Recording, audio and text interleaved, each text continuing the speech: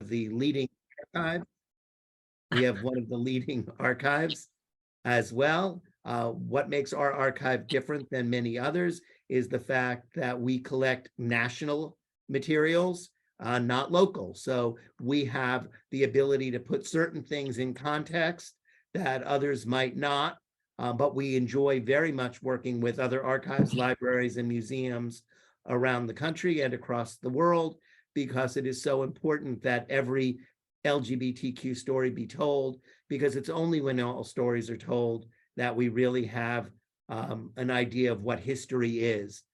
When we leave stories out, we're getting someone's vision of history or a perception of history, but not history itself. And so today we're going to be adding to that fabric that tells the story, and there's a fly flying around.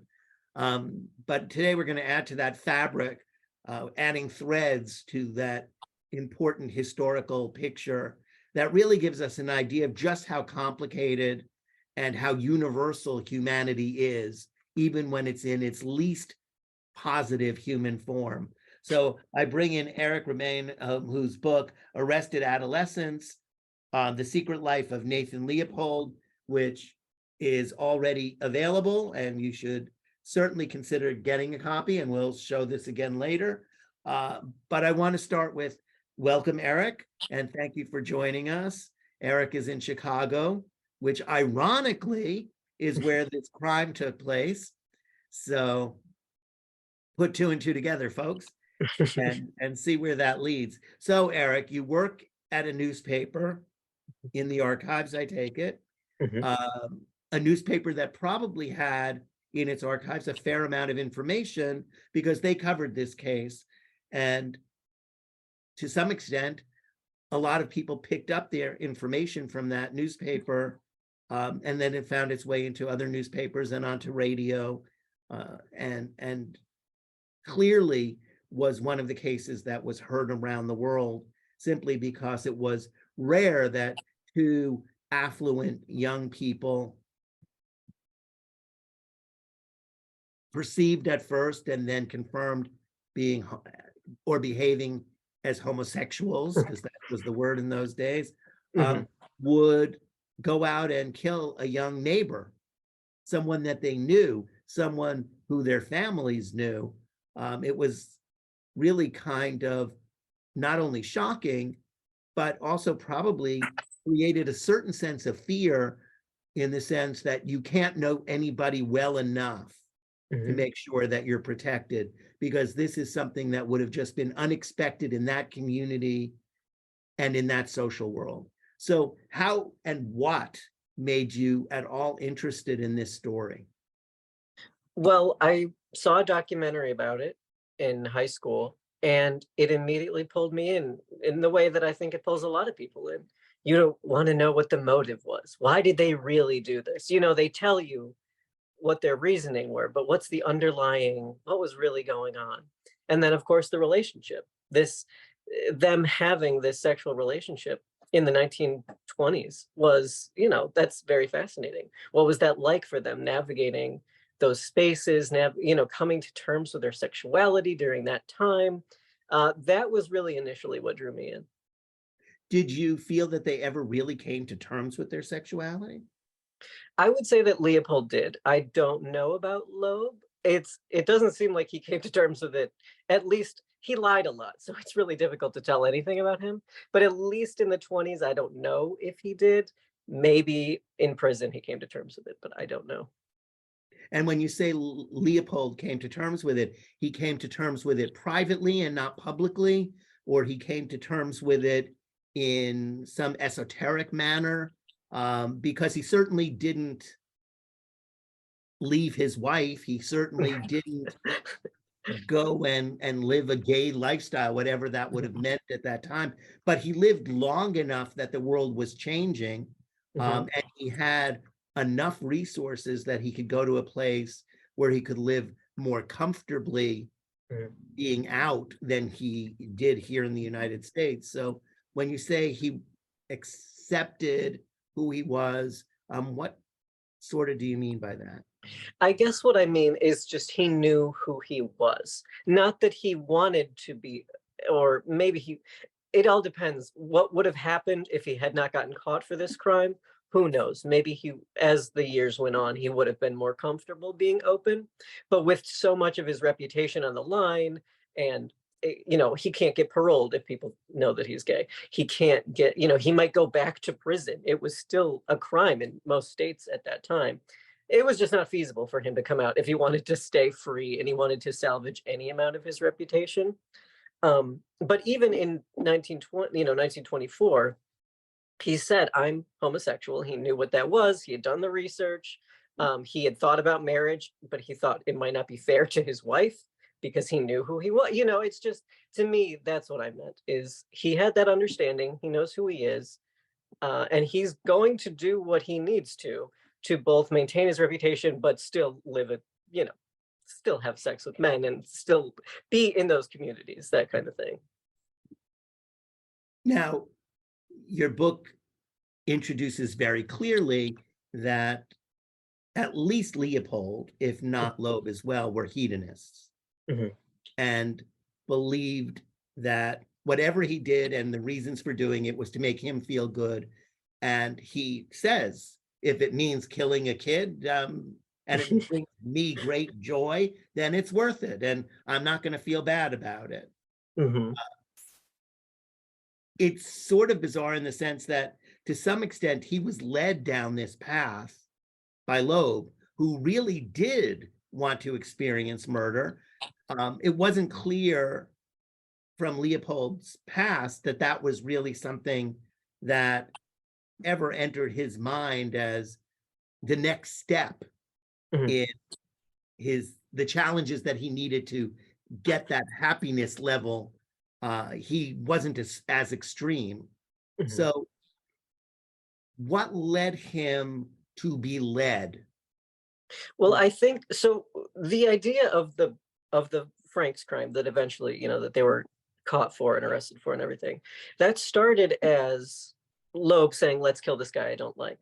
And then it went to, oh, I really want to do a ransom. Ransom schemes are so hard to pull off. I want to do that. And I guess we'll have to kill the person so they don't identify us. I don't even think Loeb cared about killing someone. He just wanted to do this really difficult crime and get away with it and think he's so smart for doing it. For Leopold, though, I think he was more of an opportunistic criminal in that he didn't care about doing crime for crime's sake. But if he wants something and he has to commit a crime to do it, that's fine. Like he committed crimes when he was younger. He committed crimes after he, in prison and when he was on parole, just because, if it benefits him, of course, he's not going to listen to the law. He's just going to do what he wants as long as he doesn't get caught. And back in, what was it, 1921, he and Loeb got walked in on. Another guy found them in bed together.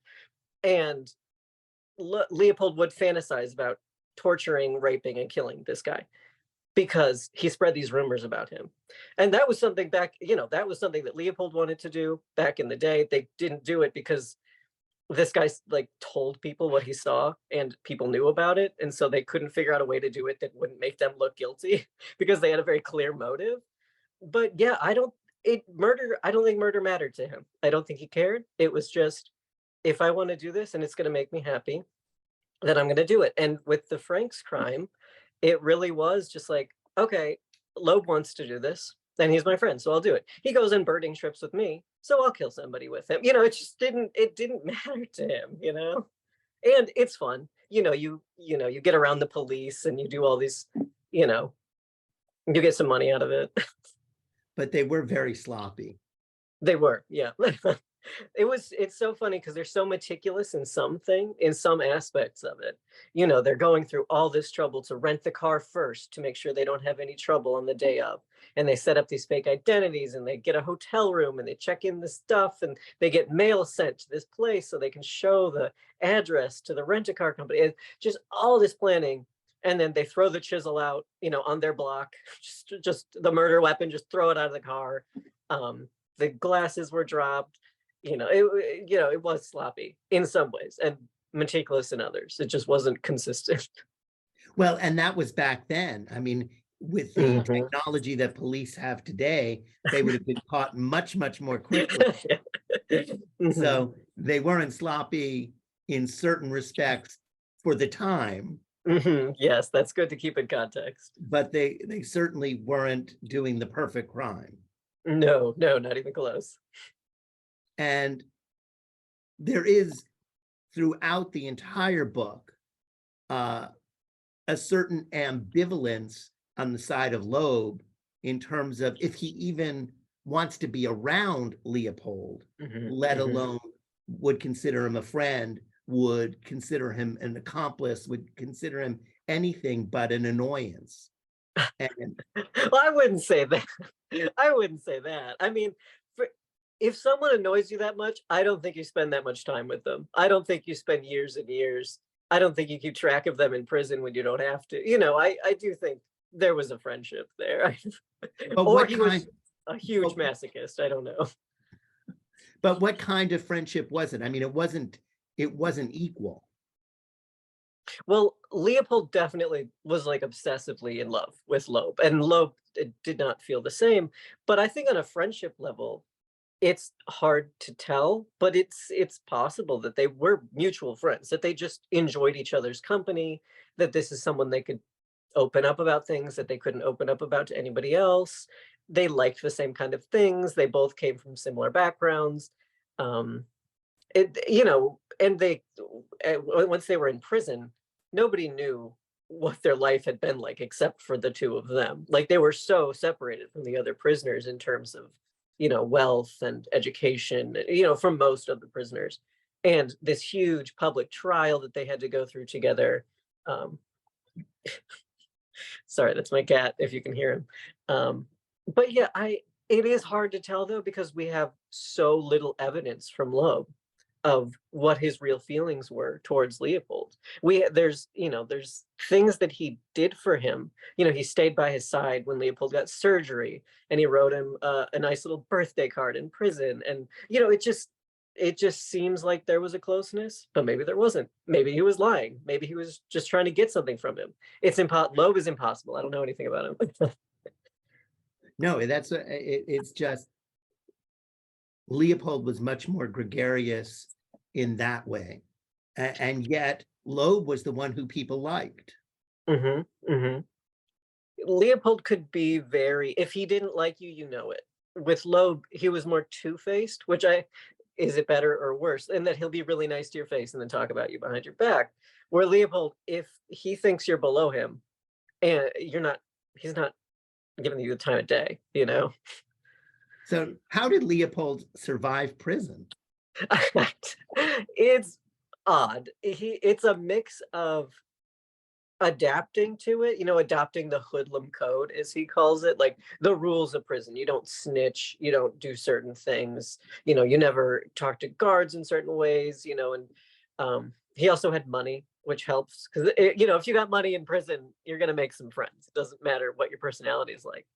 Um, and he also did start helping people once he got involved in, like the library and the school and the sociological office, and when he was a nurse, he did find genuine friends who, they were grateful to him for helping them and that kind of thing. So he helped people enough to protect himself and enshrine himself in the hierarchy of the prison. Maybe it's hard because he doesn't talk about bad things in prison very much. So it's hard to really know what exactly went on behind closed doors. So I don't know how successful he was, especially in the beginning. I imagine it was very rough for him, adjusting, going into that kind of prison so young and having killed a child. And it was rumored that they had sex with him, even though that's not true. Just the lowest of the low, really. Right. I mean, that's why it's surprising. I mean, you often hear that people that go into prison with that kind of a case uh, are targeted for being killed.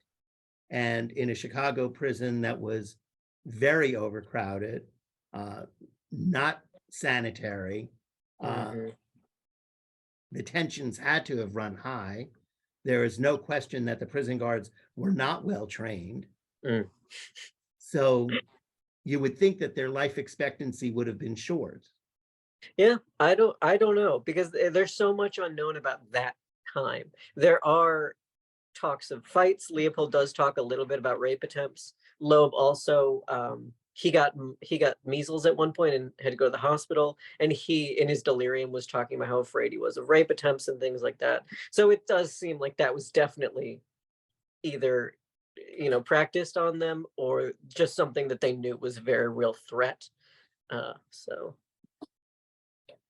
But one of them made it, one of them did not. Mhm. And out of the whole story that you tell, and you cover an awful lot of years, what for you was the most interesting period? Because clearly more people know about the court case and the crime, fewer people know about what happened in prison, and very few people know about what happened afterwards. So what would you say for you doing the research, meeting this guy through a historical lens became the most interesting and exciting aspect? I guess so. I don't really care about the crime or the trial. It's I've seen it too much. I've covered it too much. Um, but what interests me the most is the time after, when he was on parole, when he was in Puerto Rico. That is just one, because there's the most information. So I'm able to actually dig into his life and what was going on. There's so many things that he's juggling, so many projects that he's involved in, meeting all these famous people, trying to rehabilitate his image and succeeding, and how he's kind of skirting that line. There's, of course, his gay life, which is fascinating to me, of how he was hiding that, but also living it, and what that was like in the 60s when, um, and what his life was, what his relationships were with his family members, who had to watch him through all these years and watch as he tanked their, reputation. And then as he slowly comes back, and can they trust him? Can they not? His relationship with his wife. It's all very fascinating to me. Since most people who are watching would not have the slightest idea how he ended up in Puerto Rico from a jail in Illinois, why don't you just briefly say how he ended up in Puerto Rico? Yeah, so his sentence was commuted after he went through malaria experimentation in prison, and he became eligible for parole in 1952, went through several parole hearings, and then he was finally released on parole. He got a job with the Church of the Brethren, who is a small Illinois-based peace church, and they had a hospital that they ran down in an isolated part of Puerto Rico. And the parole board thought it best if he was off the continental United States. He has to stay in the US technically, but just like get him away from people, get him where there's not going to be publicity and all that kind of thing. So his choices were Hawaii, Alaska, Puerto Rico, and he went to Puerto Rico. And he went to Puerto Rico over Hawaii. Is there any? Oh, he wanted Hawaii, but the job, so I believe on his previous parole attempt, and well, it was technically a commutation attempt back in 1957, he had a job offer from a bunch of places, but two of them were the Puerto Rico one and the Hawaii one. And then for the 1958 parole hearing, the Hawaii one did not resubmit their job offer in time. So he went to Puerto Rico. So it could have been different had Hawaii acted more quickly. Yeah, he wanted to. He really did. He was studying the Hawaiian language. He had a ton of books about Hawaii. He really wanted to go. But he ended up liking Puerto Rico. So. And stayed there for quite some time. Yeah, he stayed there until his death in 1971. And in that time, he lived in a couple of different places. He moved certainly out of the rural confines of the hospital into the city. He had a rich friend who was also a little bit esoteric. And that's where he met a lot of boys, some of whom he had long-term relationships with in his unique way. Why don't you, he formed friends in a very unusual, I guess it's not that unusual for an older man, but yeah, he did form certain lasting and some not lasting friendships with young men who might have been gay, might not have been gay, but were definitely in need of financial help and support, and also didn't have any structure in their lives because they were so impoverished. And why don't you talk about some of those relationships? Yeah, so I think the genesis of that, what came from prison, because that's also how he formed relationships in prison. That was the thing to do. An older, rich prisoner, will seek out the youngest possible prisoner they can and give them money and protection and, food and blah, blah, blah in exchange for sex. And that was how he lived for 33 years. And after that, he just continued it, even after he was free. That's just how he kept doing things. So, both in the small community where he was from, Castañer, where he was originally placed, he found friends. There was a 16-year-old who he maintained a relationship for the rest of his life. And these boys, so he would befriend people and he would say, like, either I have money or I can get you a job or I can get you a scholarship or do you want to move to the US? I can help you move to, just anything that they might want. I can help you do that, but you do have to have sex with me kind of thing. And you have to be nice to me, send me letters every so often, that kind of thing. Um, and I don't think that was super uncommon for an older gay man back in the day, not that young, not as young as he got them. But, if he didn't think he had many options, that's what he had learned in prison and that's what he kept doing. And some of them lasted and some didn't. He kept many of his relationships that happened in prison too. One of his old cellmates, he got him to move to Puerto Rico so they could be together again. And by that time, he was in his 40s, So it's not like he only went for like 16-year-olds. As he would try to get them young, usually like, oh, I don't know, like 16 to 19.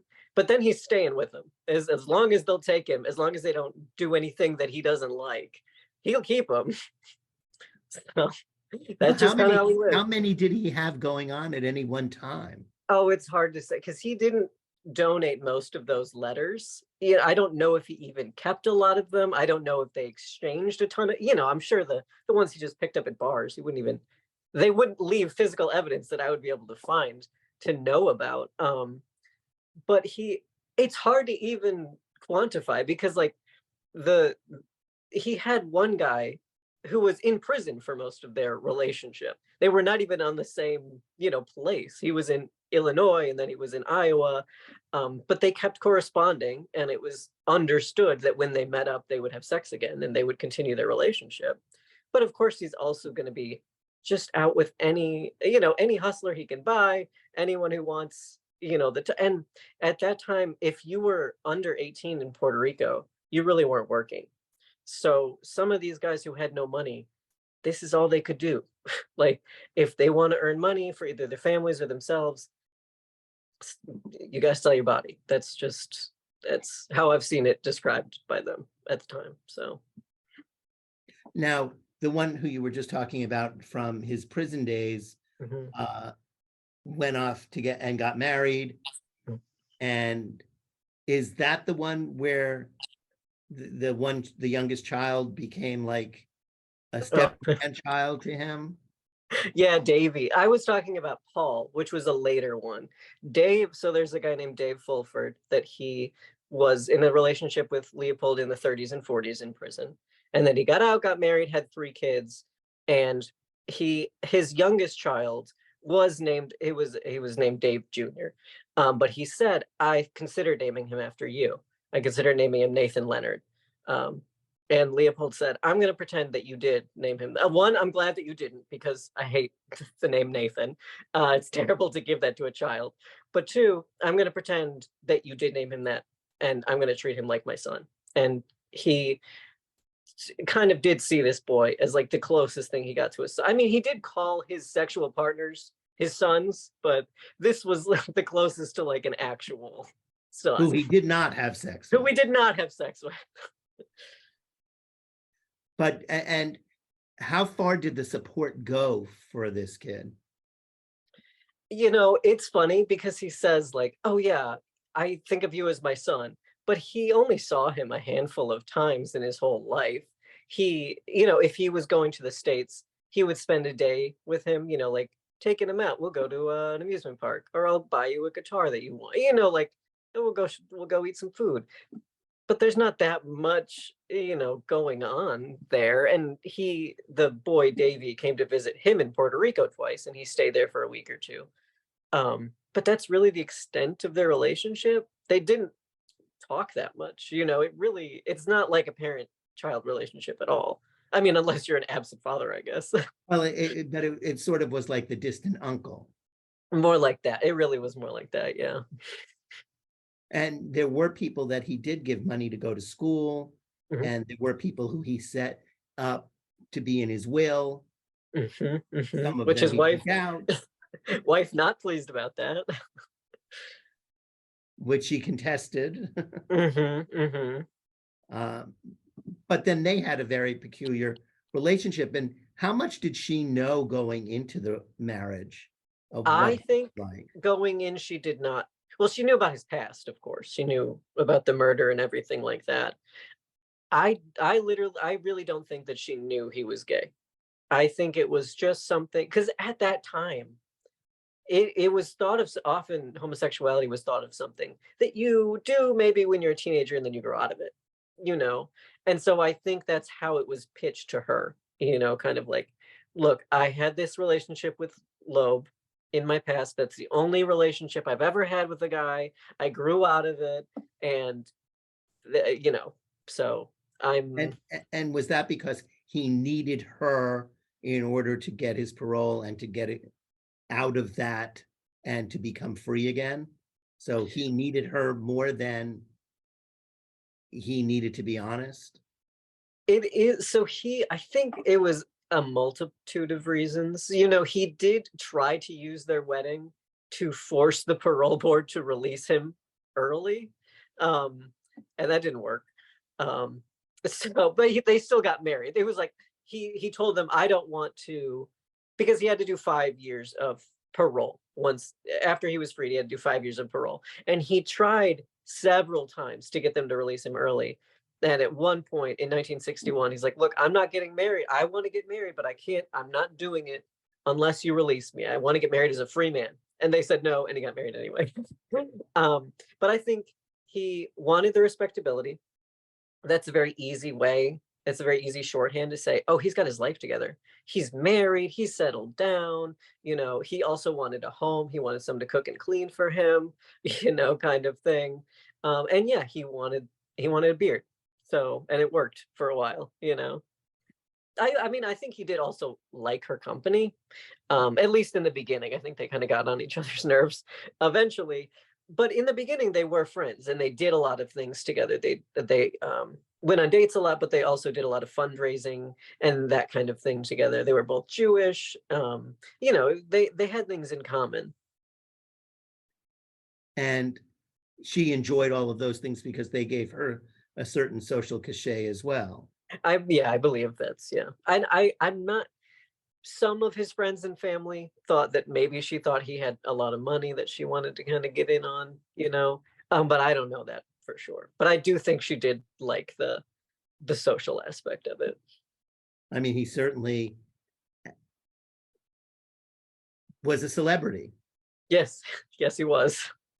Maybe not in the best sense of that word, but he could meet pretty much anybody, Hmm. and he would get invited to things that normal people wouldn't get invited to. Hmm. Hmm. And she became part of that world. Hmm. Absolutely. And at least from the book and from what was written and what she said, it seemed that that was a part of him that she truly enjoyed.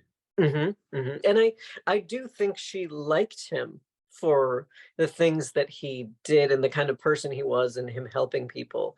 But as she started to find out about his other parts of his life, it got to be too much for her eventually. And then she didn't travel with him as much and didn't Mhm, participate in his life as much. And mhm, it also seemed that he didn't want her to. mhm. anymore either. So in a certain sense, they were living separate lives together by choice. Mhm. But then when they needed each other, they weren't always there Mhm. 100% for each other either. Yeah, and part of it is because they both started to have declining health at the end when their relationship started falling apart. Their bodies also kind of did too, especially Trudy. She had a lot of illnesses. She had a lot of eye surgeries that she had to get because of her cataracts and things like that. And so that is also a reason why she didn't travel as much, because she was getting more sickly and she was unable to see very well. So that's also a factor.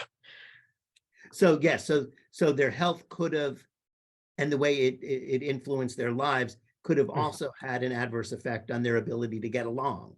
Yeah, yeah, because they're both unhappy and they don't want to take care of each other. And they're finding out, well, Trudy is finding out things about Leopold that she doesn't want to know, and she doesn't want to be stuck with him for, and she's getting more miserable as both her health and her marriage, kind of declines. It's a bad position to be in. And then, of course, when he dies, she discovers that he wasn't as good to her in a Yes. sense of taking care of her in her later years as she had hoped. Well, he did. So he gave gifts to people. He gave monetary gifts to people, but he did leave everything else. He did leave for her. So he left enough that she would be well taken care of. So, But not as well as she would have liked. but not as well. I mean, yeah, she doesn't want to share all that money, all those thousands and thousands of dollars with these people that he cheated on her with. Absolutely not. Oh, she's so greedy. So we do have let's see, yes. From Facebook, a question from Lauren L.A. Fields, who is also a writer. If there is one misconception you could dispel about Leopold and Loeb, or Nathan Leopold specifically, what would it be? Mm. I think first, hi LA. LA is a friend of mine. Ah, Check out her book on the case, Homo Superiors. Um, but I think the biggest thing for me is the king slave, because I love the fiction about this case. I eat it up. And to me, the biggest thing that informs the fiction and also the nonfiction is this idea that Leopold and Loeb had this king slave relationship. And that, like, Leopold just really wanted to be a slave and he would do anything for Loeb. And it kind of gets rid of some of his guilt, because it's just like, oh, Loeb is the evil mastermind. And Leopold's just so in love. He'll do anything. And I don't think that was the relationship at all.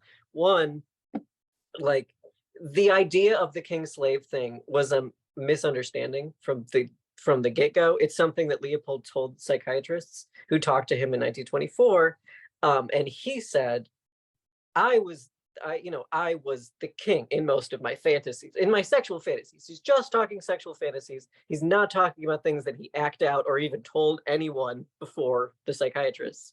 He's like, I had these sexual fantasies and I was the king and I had these slaves and they loved me and blah, blah, blah. And somehow they misinterpreted that and thought he was the slave most of the time, which is not the case, which makes sense when you look at his relationships and how much he likes people to be in his debt, and he likes doing things for people. And but he likes them in his debt, which a slave does not no, but yeah, experience. no, exactly. So that's something that I would like to dispel and I would like to see change, is not to have that dynamic so different, and not to have just a Loeb who's completely evil and a Leopold who is not really evil. He's just in love and he's being manipulated and blah, blah, blah. I don't like that.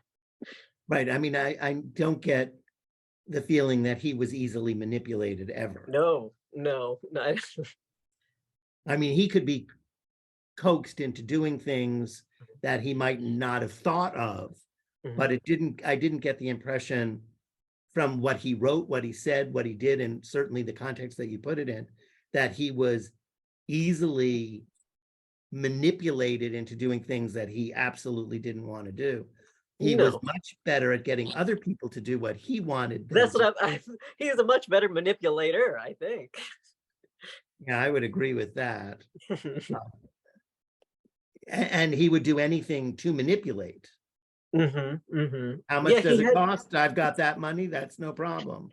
yeah, exactly. And he had hard, fast rules that he's not, he's not going to cross. It doesn't matter what you try to manipulate him with. So, And like you said, even in prison, he knew what the rules were, and he knew how they would work in his favor. And even when he had the opportunity to break those rules and benefit from the law or benefit from someone with resources, he would not do it because he knew where he was and he knew what his place was in that hierarchy. Oh, absolutely. He's not messing with that because he would get killed. Like, he was very afraid of breaking that kind of code because he knew his life would be miserable in prison if he did. So Eva Lozano, Staten, I don't know if you know Eva. Hi, Eva. Yes. Do you think Leopold just liked them that young, or he tried to recapture the youthful aspect of his relationship with Loeb? And LA just ordered your book. Oh, thank you. It's interesting.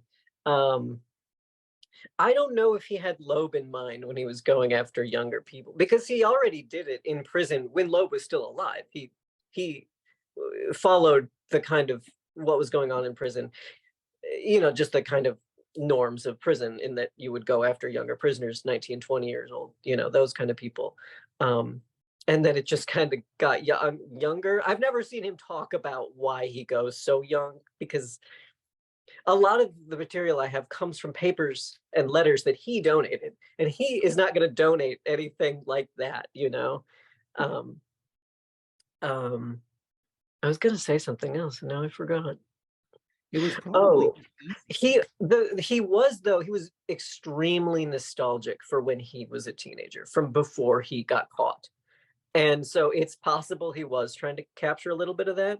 I think it also just helped that it's harder to get someone to fawn over you and to do what you want if they're older and they have a job. It's real easy if you get a teenager with like no family and no prospects, and they want an education and they want money and they just can't do it. It's really easy to get them, to manipulate them and to enter into a relationship like that.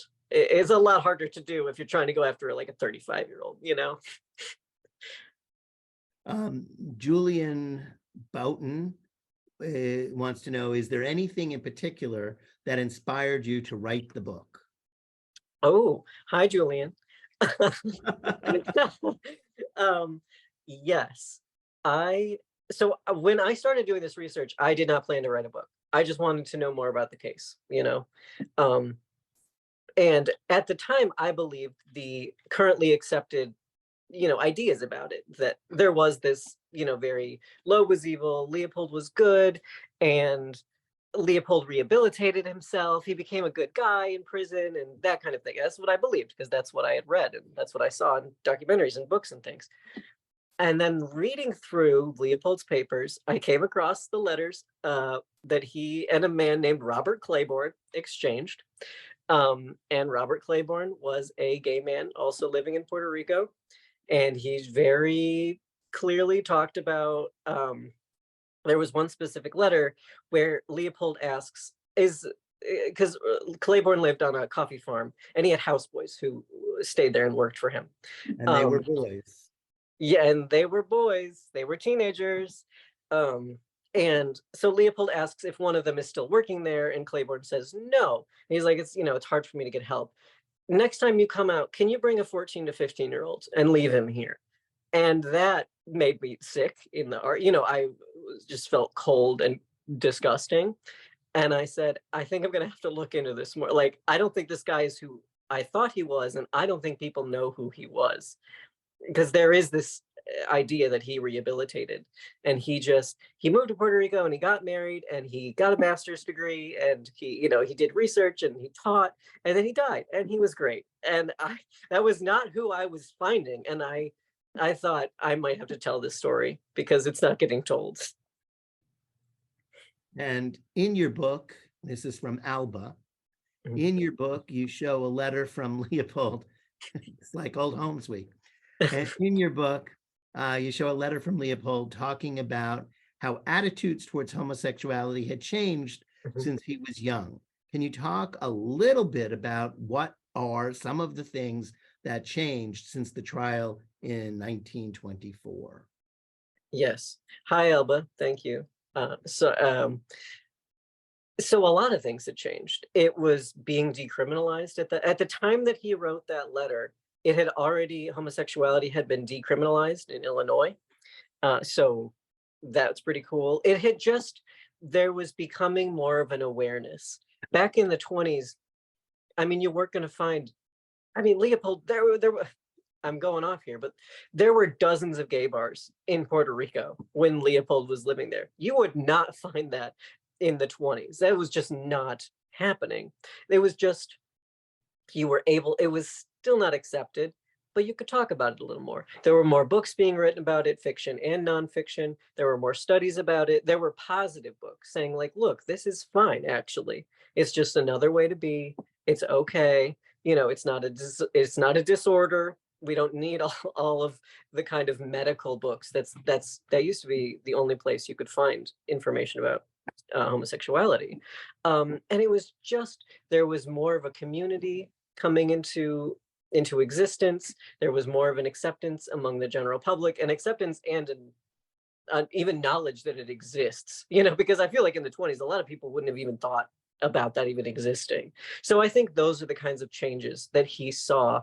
And just because he was living partially a gay lifestyle. He was going to bars. He knew people who that were in long-term partnerships, who had businesses together, who were out. He knew these kinds of people, and that would have been completely different than what he had seen growing up in the 20s. So, Right, where it was not even a thing. well, it was like a thing, but way more underground, Well, you it was, know. but also, I mean, even today, depending on where you live, you don't have role models that you know of, even though the person who lives next door could very well be. You just don't know. And then there are places where you can be completely out and completely open. So in the 20s, it certainly existed. In the teens, it existed. In the 1800s, it existed. In the 1300s, it existed. Exactly. But there weren't necessarily names for it. And there weren't necessarily ways of expressing it in public. And then there were ways that you could express certain things because nobody would think that that's what you were expressing. Yes, yes, exactly. And Like he there's stories. even Yeah, I go mean, ahead. even in his case, the first suspects were teachers, Bobby's teachers, who people thought might be gay. You know, he saw all these kind of witch hunts. It was I volunteer for a little library and archive called Gerber Hart, and part of that name is Henry Gerber, who in 1924 tried to get a gay newsletter started. House was raided by the police. All of his materials, his typewriter, were taken. He was thrown in jail for a few days. He would have seen all these things happening and known that's not something that's acceptable or even able to be thought about at the time, you know? No, exactly. Exactly. And yet, guys could do certain things together because no one would have thought that respectable people would do those things if it meant that. Mm-hmm. Later, that would say, oh no, you're showing symptoms of or behaviors that are, so you can't Mm-hmm. do those. So we went from a more permissive society in terms of showing affection. And you can see pictures from the late 1800s where Mm-hmm. guys have their arms around each other and their legs crossed over each other. And no one would have thought anything Mm-hmm. because it just was beyond your comprehension. And then 10, 20, 30, 50 years later, you could never do those things. Mm-hmm. So it's very interesting that he grew up in that period where those lines crossed. Yeah, absolutely. And I think as things become more visible, there is also more of a backlash. So people oh, you have your arm around this guy? Oh, that's bad, actually. Don't do that. We're seeing it right now with trans people, in that, yeah, people know you exist now. You got visibility, but that means people are turning on you. That means you're not allowed to exist actually anymore. You're going to be attacked. Even though we can say that you've existed since the beginning of time, Mm-hmm. it's only now that we recognize that you exist, and that's not helpful. Yes, exactly. So in this book that took you 10 years or so to write, Well, it only took maybe a year or two to write. The research was 10 the years. research, but I mean, you couldn't have written it without doing the research. That's true. That's true. So where would you like this story to go now that you have put this book to bed? What would you like to be the legacy from this? Oh, interesting.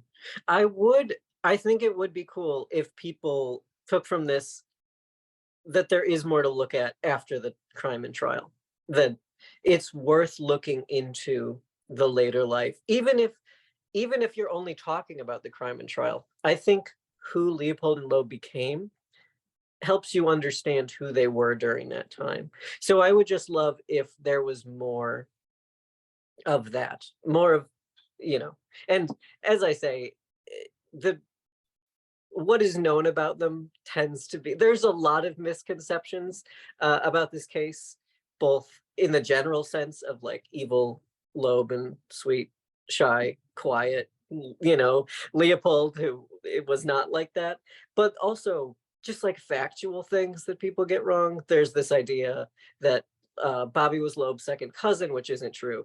There is something that you constantly see, that Leopold had an IQ over 200, because people don't understand what test that score came from, and that it was not an IQ test. It's not a measure of his IQ, but he's placed on all these lists. And oh my gosh, did you know with Albert Einstein, it's Nathan Leopold, that kind of thing, which is just annoying, which I would like those to go away, please. What did you take away from the experience? All that research and then writing the book and now talking about it a lot. I imagine when you do think about it, when you do confront certain things over and over again, does it change the way you look at certain things as well? Or is it pretty solid in what when you finished? Has your mind changed at all? Oh, it's changing all the time. I mean, I'm still researching, so that, changes, but also talking to people and getting their perspectives. I hadn't thought about things that way. And so I think it'll continue changing and morphing as I get more feedback and more ideas. And I don't know if it'll ever be settled, because I don't actually know what was, unless I can get into the heads of every person involved in this case, I don't know. Please excuse me. But there's so much that's unknown. I hope I will always be getting more information and always changing my mind, What are the biggest changes that you've experienced since you finished the book? Since I finished the book, well, I don't know if it was a change, but I have had quite a lot of people who knew him in a very positive way, who have been upset by the book. And so I've had to grapple with, was it worth it? Like, was it worth telling this side of his story? Because I did hurt people by exposing that kind of the things that he was doing. So that's something that I've had to really think about, that I hadn't thought about much before it was published. And so just the hurt from people has been something that I've had to, think a lot about. And even, I have had people say, why are you publishing this now, when there's so much anti-LGBT rhetoric, especially all this talk about grooming? Why are you going to perpetuate that? And I don't have a good answer. And maybe the answer is I shouldn't have published it, so that's something I've really But you had don't to think really about. think that. I don't one, because it's not popular enough for people to grab it and try to use it for that. I was more worried when I started writing about anti-Semitism. That was before the kind of current new wave of anti-LGBT hate came about. Um, but I don't think it's really feasible that it'll be grabbed and used as a weapon for that. I really don't. Um, but it is something that I have to think about. I do think that the truth matters, and especially with him, if he keeps if he his story keeps getting told in such a positive way, and people keep promoting this lie, I would say that he just did all these good things and he was only a good person after he committed the crime. I think it's worth telling that truth, telling, at least complicating it for people, giving them more information. Well, certainly showing that he was a complex human being. Exactly. And you don't have to, you can still think he was a good person, that he changed, that he had goodness inside of him. I think, obviously there's no one who's totally evil, totally good, whatever. I think I wouldn't have spent this much time with him if I hated him. I think there are good things. He was incredibly smart. He could be incredibly generous. I like his sense of humor. But yes, definitely more complex than just he was led into this crime and then he was good. Let's introduce some complexity in there. Right, because none of that is true. He wasn't No, simply led into the crime, and he wasn't coming out on the other side as a just changed. this religious, straight, law-abiding citizen. Right. I mean, that was clearly not who he was, even if he wanted to believe it himself, which I don't ever get the impression that he No, did. no, I don't think so.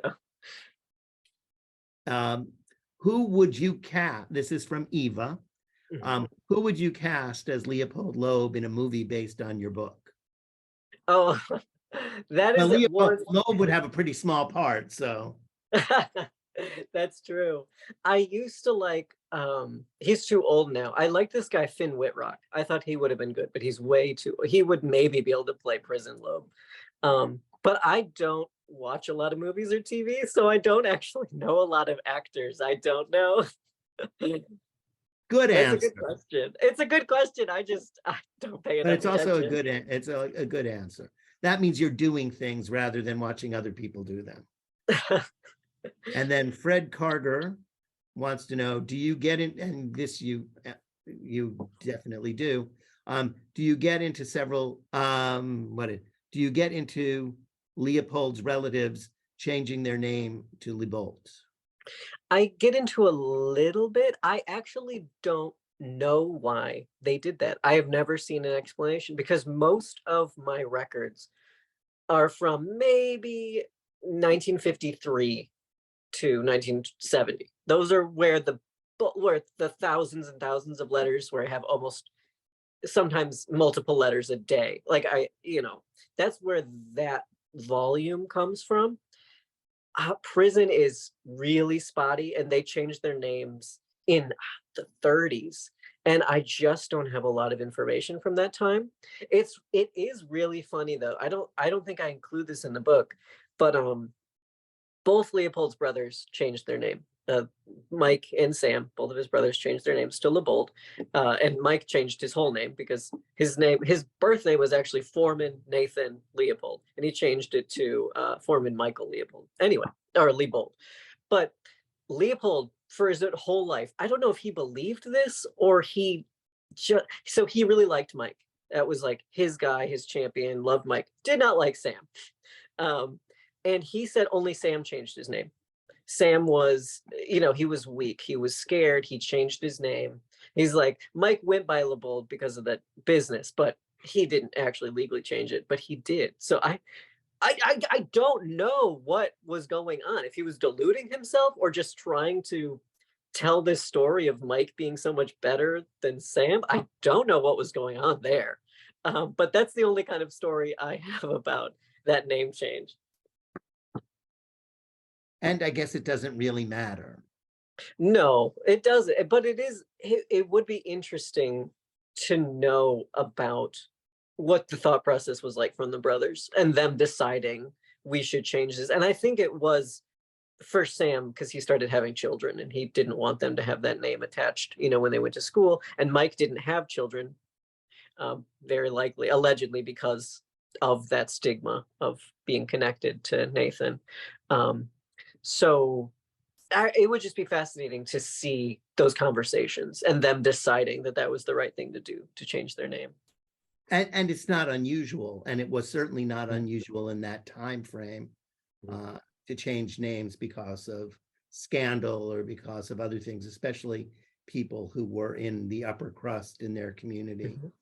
Yeah, I mean, even they had a cousin who was raised with them, who Leopold kind of called his brother, and he changed his name, even though he wasn't, it was not Leopold. It wasn't connected. Nobody, was connected him to the case, but he changed his name too around that time. So, right. So it wasn't an unusual experience for that to happen. And we are winding down. Is there anything that you would like to say before we finish here? Oh, well, just thank you for interviewing me. It's really cool what you do. I hope I can visit someday. Well, I certainly hope you do. And I'm looking forward to other people reading the book. And as I promised, here it is. So anybody who has not read it should read it. It is informative. It is fast.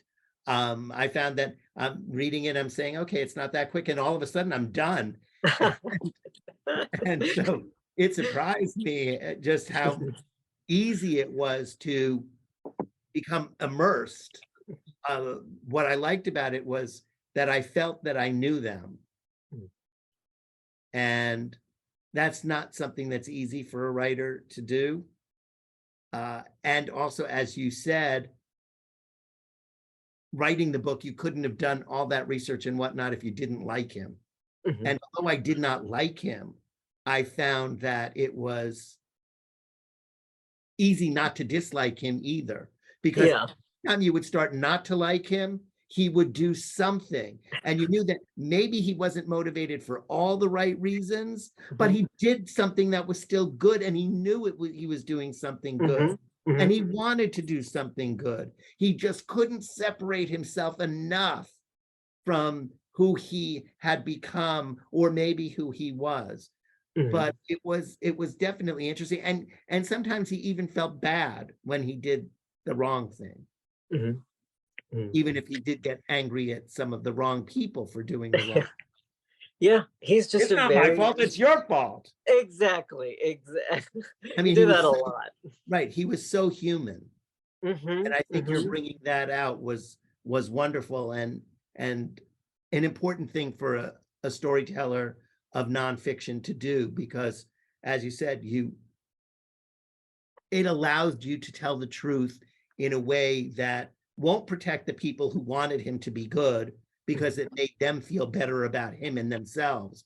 I mean, he was who he was, and showing the complexities of that character was pretty spectacular. Well, thank you. That is what the complexity. It is, he did things that disgusted me, that I hated him for. But as you say, then he did a lot of really good things too. And he was just smart and insightful. And he was just such a complex human being who was he did so much. Like, I can't even conceive of the amount of jobs that this man had, and writing all these articles and going to school. And also, I'm going to go deep sea fishing, and I'm going to go birding, but also I'm going to be working at the hospital and raising hundreds of thousands of dollars. And and although I might steal some of that money, I might not tell you where it's actually going. I might slip some money to my boys. But I'm still gonna. But even doing that, even though it was not appropriate, he still helped them survive in a way that they otherwise might not have, even though they had to pay him back in ways that were not necessarily appropriate. Not that I'm condoning sleeping with minors, as long as you give them something. I'm absolutely not saying that. But it was a different time also, and what was acceptable then, or that you could get away with then, you would not be able to do today. And his lifestyle would certainly not he would not have gotten away with a lot of the things that he got away with, simply No, because of technology and whatnot. no, absolutely. And even some of his gay friends were like, "You're getting them real young." Like even them who like he had a friend who he's like, "Yeah, I like him 16, 17." Was like Leopold goes too young. You know, it was just They knew. yeah, yeah, absolutely. So I want to thank you, Erik, for being with us. I'm Robert Keston, Executive Director of Stonewall National Museum, Archives, and Library. We're here in Fort Lauderdale in the self-proclaimed nexus of hate and disparaging world to the LGBTQ community. We need you to come down here and help march and fight. And whether you want to do it in Florida or out of Florida, be loud, be vocal. And remember that archives and libraries are vitally important because our history is important. And we are fully integrated into the history and fabric of America. We've always been here. We always will be. We're the one group that's a part of every other group. You can't separate us from any other part of society, so don't try, but come and join us in this effort. We have lots of events coming up. You can find us at stonewall-museum.org. Please join us, and we look forward to welcoming you to the museum here in Fort Lauderdale. And again, Erik, thank you. And we'll be having our next program, I believe, in July. And you can find that information on our website. And if you want, sign up for our newsletter and you'll get all that information. So have a good night, everybody. Thank you for joining us. Hope to see you again soon. And say good night, Newt. Yes, you can say goodnight to Newt. He's sleeping. Good night, Newt. Thank you, Good night, Erik. everybody. Thank you very much.